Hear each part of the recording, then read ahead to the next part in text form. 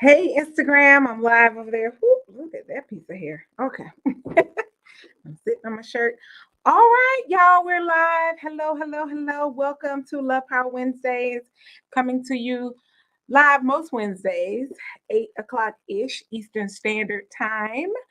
Happy summer. I think maybe it was summer when we last talked last week, but happy summer officially, although kind of unofficially it started at Labor Day weekend, not Labor Day. I always get them confused. Memorial Day weekend, but happy summer to you all. It is Love Power Wednesday, and I'm gonna talk a little bit tonight about what motivates you. One of the concepts in Love Power is about wealth mindset. So, and that's the W in power, and also about E in power is energy management, and kind of motivation can almost fall in both of those categories when we're talking about love power and how you show up, but understanding what motivates you so you can put those things in place to really support you in achieving the goals, the life that you desire and deserve. So, my name is Carmen. I am a faith and empowerment coach, inspirational speaker. I also am a facilitator and MC for events. So if you want a live event, somebody who's going to keep energy and keep your participants engaged and also has the skill set for facilitation, holla at your girl. If you're in need of spiritual growth and development, coaching or training, holla at your girl. And also support teams and organizations in diversity. Because to me, it's all like it may seem like different things, but it's all connected. It really is about how you're going to show up. It really is all about building relationships and connections, one with God, but also with the people you work with, and ultimately, really, the person that you look at every day in the mirror. I think we oftentimes let that fall by the wayside. We forget, right, that we have to show up for ourselves authentically. There's no getting away. I don't, we can lie to a lot of other people. We can even lie to ourselves. But it's so important that we show up in the mirror authentically so that we live a life of congruence, that we live a life of alignment, and that we're walking really in truth. And not just our truth, but the truth of God. Because we have true experiences, but sometimes our true experiences are directly are not even in alignment with what God has designed for your life, right? Because of some choices we make. So it has nothing to do with what God has allowed. He allows us to be who we are. And so there are choices and decisions we make out of fear, out of complacency, out of pain, out of trauma, out of joy, even out of love, out of excitement, out of hunger, out of loneliness, out of tiredness, like all these things um, impact how we show up and how we make decisions from those places. And so one of those is about motivation. What motivates you? How are you motivated? How are you what when those times when life gets hard and gets tough or you're not sure, all of these things, what is the thing that pushes you forward?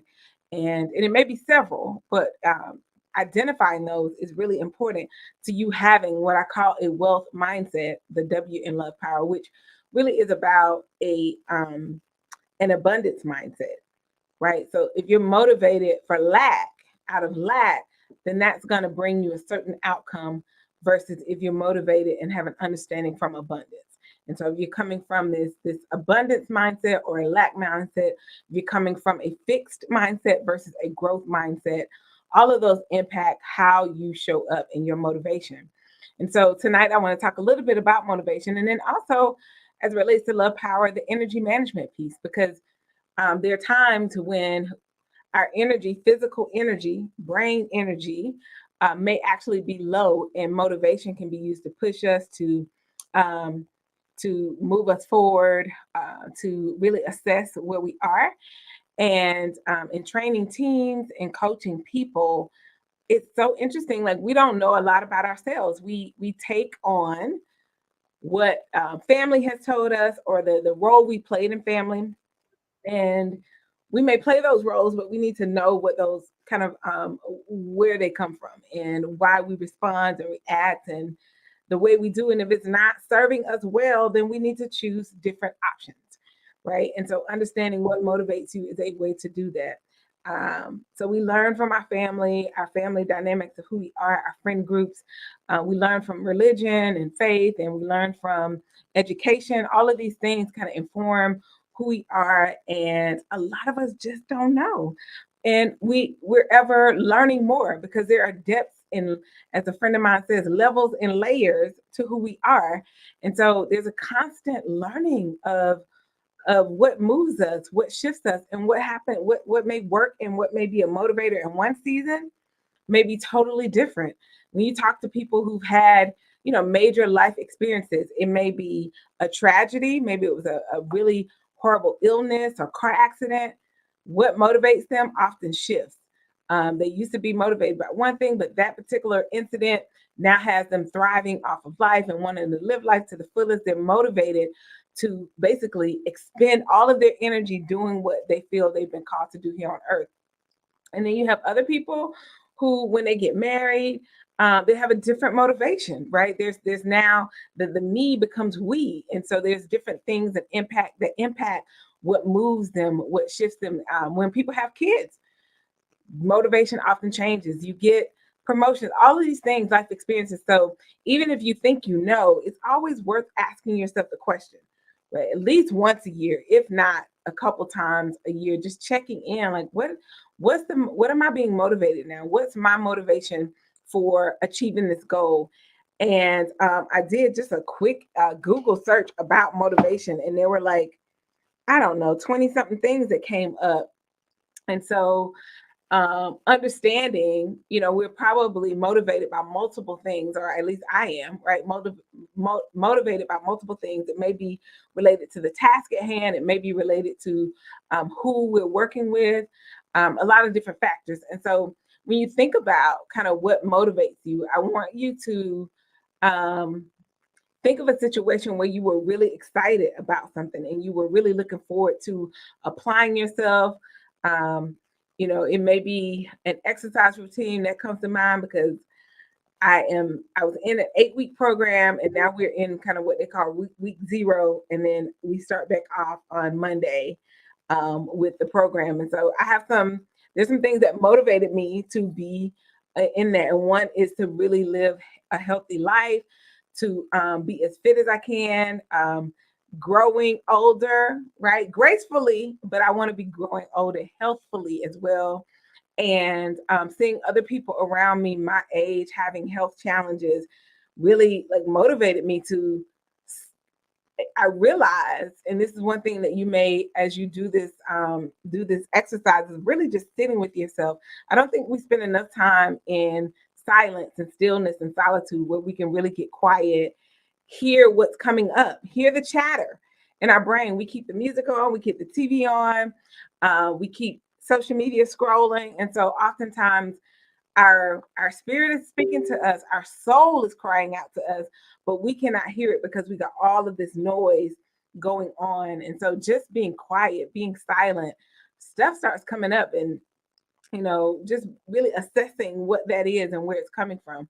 And so I said that to say about motivation in particular, but about specifically just my motivation to work out, to get healthy, because in my mind, I had still seen myself as this, 20 something woman, young lady, right, who was much more fit, much more athletic, who the knees were kneeing. Like my knees used to be kneeing. Now they like, we ain't like we used to, right? And so a motivation to rebuild my knees to so I'm not aching and just all of these things. So to rebuild my health, rebuild my endurance.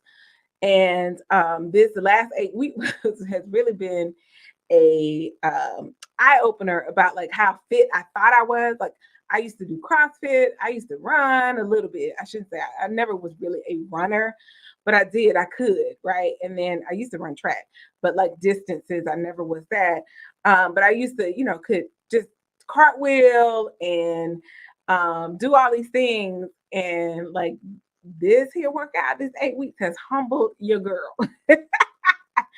And so my motivation is to get back to where I was, to be fit, to see myself, so that when I talked about earlier about alignment, but in particular about being congruent, that what I see myself as I see myself in my head is actually what it is. Because in my head, I could do anything. In my head, I'm still like, fit chick. But baby, these 8 weeks in this program have said, ma'am, there's work to do. And so that is what I'm doing, so that I can find congruence in it. So that's a motivation of mine to really just be who I know I am already, right? And I teach this all the time, that we already are um, the person we desire to be. Like, it's already within us to be that. And now it's just about walking out the steps to do it, walking out steps that align with that. And part of that motivation is you got to have a vision for even what you want. Even if it's to get a promotion on the job, what is the motivation there? Is it so that you can earn more money? Right? That's the motivation. Money motivates people. It's not always my motivator. I do like money. I do. I will be open, honest, and direct about that. Right? I do. It's not always. It's not the sole motivation that I have. Right? It's not number one on my list. But it may be for you for a certain season. You may have a goal of a trip, or a goal to pay off something, or a goal to buy a home, and so you're motivated by the income that you can earn. So you need to get that promotion, so that you can do that, or you need to get so many more clients in your business so you can do that. And so you're pushed and motivated by the desire to own that home, by the desire to take the trip, or whatever, to have the wedding, right, that you want to have, whatever that is. But it's an external motivation that you have, and then so you have to find something internally to hold on to keep it. Because a lot of times external motivations, depending, especially if they're coming from other people, they can wane, right, and not be as strong, because it's not your own. You don't own it. And so when you choose to own whatever it is you're motivated toward, then it becomes yours, and you're able to rock with it a lot harder, a lot more diligently. I shouldn't say harder, because I don't believe in hard, but you're able to rock with it more consistently, and do the steps that you need to do to accomplish your goal. And so when I said I looked up online, like, some people are motivated by fear, man. So fear of rejection, fear of failure. And so they work overtime and do these things because that fear pushes them to move forward, to do amazing things, but they're not doing it out of like a pure heart. It really comes from fear. And so the outcome may look like amazing and awesome, but the motivation really may come from a dark trauma place. It may be a place it may be a motivation. Let me see. They got so many things. I just looked it up when I came here, but I know I wanted to talk about motivation. I was like, let me see what Google says, because sometimes I don't always follow that, because, yeah, I like to hear my downloads from the Holy Spirit. But it may be about power is another one, right? That you're motivated so you can have power. You want to be the leader because you want to have power over the group, control. Um, you may be motivated by learning. That is definitely one of my motivations, because also another motivation of mine is like competence. Like, well, that's even a core value of mine, competence. And so I love to learn. I love to learn new ideas. I love to listen to things that will expand my capacity and my ability to relate to other people, to walk this calling that God has called me to do, to teach, to preach, to speak, to coach, all of those things, to train, consult, all of those things in the lane that I'm in. And so I'm learning from people who've done it before me. I'm learning new concepts from other industries that I can translate into what I do. And so that's a motivation to me. I love new information. And and part of that is because I have a core value of competency, and I have a gifting in speaking and teaching. And so they just kind of align that way. And you may find that your motivation really aligns, and likely the case, your motivation aligns with what your skill set is and what your gifts are. And you'll find that alignment really helps in you navigating the things that you want to accomplish. And that motivation will push you, or that lane of motivation, whether it's, could fear or learning or whatever it is going to propel you. even if it comes sometimes from a painful place. So there's all kinds of motivation. Some people are motivated like to be like status is a motivation. So you hang around certain people, so you do things so that you can hang with certain people, so you can be seen with certain people, so you can be the one out front and seen. And so understanding those things about yourself is so critical because you'll know, are you acting from a place of purity, pure of heart? And what I call that is not about like that your heart is pure in the sense that it's you're operating from a place that is whole and complete and not from your pain. You're not operating from trauma, but you really are operating from a whole healed heart. And that motivation, when you operate from that space and you're motivated by that space, the outcome is beautiful. Like it has no other way to be, just because that's how God has set up this world, that what you put out comes back. And so if you're putting out good, heartfelt energy and your motivations are pure, even if other people question them, I'll say this because sometimes people may even question your motivation, whether or not it's pure, whether or not it's true, right? That you have some ulterior motive. Ultimately, it doesn't matter what they think. It really is about you and your heart and where you in the right place and right frame of mind and in how you move forward in whatever that task was. So motivation, again, it is external because there may be some things external. Like when you think about when you were younger and you were a child, and if you didn't if you didn't do something, you would know you're gonna get a punishment or get, beat or whatever, and hopefully not abused, but definitely, there might be some tapping of the behind happening in your house, and you knew you get in trouble or something. So that would you be motivated to, I don't know, clean your room or motivated to get home in time before curfew. Like that would propel you to do what you're supposed to do because there was an external motivation. And then there's these intrinsic internal motivations that we have, the desires that we have. And oftentimes, like I said before, they will align with your gifts. They will align with your talent, your skill set, and the values that you have. And so there are things, if for some people, like I said before, if money is a example, if money is a motivator for you, there are things that people would do for money that would seem a little outlandish to other people because money is not a motivator. Like you've heard the saying, there's no amount of money you could pay me to do that. Well, for some people, there is an amount of money you can pay them to do that because money is a motivator for them. For other people, if it's status, right? They are motivated by that. So every opportunity that they get to be in the light and be in the limelight, they're going to take it. And it's not always a negative thing. It may be a part of their calling. They're called to be a leader. I know for me, I'm called to stages. Like I know I'm supposed to be out front in stages, but that's not the motivator for me to be on the stage. The motivator for me to be on the stage is I'm a teacher and I'm a speaker and I love to learn and share information. And so when I learn something new, when I learn something that's really been transformative in my life, just like I'm on here on Love Power Wednesdays every Wednesday, sharing with y'all because I'm motivated by supporting and helping other people live their life to the fullest. Actually named my company that, Life Fulfilled Coaching and Consulting, because I have been called to help people live their life to the full. And that comes from John 10:10, where Jesus says, I have come that you may have life and have it more abundantly. And in the amplified version, it says life to the full until it overflows.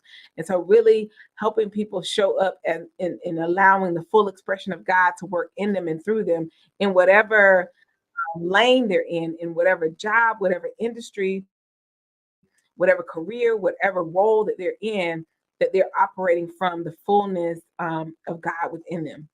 And that means like knowing your identity and who God has called you to be, and understanding spiritual laws, and again, wealth mindset, and how to manage your energy, and how to bounce back, how to be resilient when life hits. So all of those things, those encompass love power, and that movement the focus of love power is really helping and support people to live fully. And the love and love power is God, because God is love. And so when we operate from the fullness of God working through us in our personal leadership, in our spiritual obedience, and our wealth mindset, our energy management, and our resilience, we are unstoppable. unstoppable. Not saying that life won't happen, because it does, but we are unstoppable. And all we have and all we need has already been placed in us. And so, thinking about your motivation, is it to please other people? That was another one I had that I have to check. I still have it. I have to keep it in check. Like, am I operating this? Is this truly what I want to do? Or am I trying to please other people? Or am I just being kind? Sometimes it's that, but sometimes it really is. I'm doing stuff to be people please, and I have to be mindful of that, and check those things and be so self aware. Which is why, I was just talking about this earlier today. Got it here. Emotional Intelligence. This book, I'm doing a training for a team next week that I'm gonna use some of the content in there. But being aware, being emotionally intelligent enough to be self-aware when I'm operating from a motivator that is out of that is not operating from a good place within me, from a whole and healed place, where it's operating from, the little girl, the 7-year-old, the 10-year-old Carmen, that I have to keep her in check. I have to remind her, I'm okay, girl. The adult version of you, this 47, with almost 47-year-old Carmen, is taking care of you. And so I have to remind her sometimes, because she'll get a little nervous and, start to like get frantic and like, oh my goodness, I'm like, girl, I got you. I have to talk to her. Look, girl, sit down somewhere. I got you. You have to remind your young self that sometimes, the younger version of yourself, because they will come up and try to rule your adult life. And so being mindful of all of that and making sure that you're operating from, again, a pure, whole, healed, and healthy heart.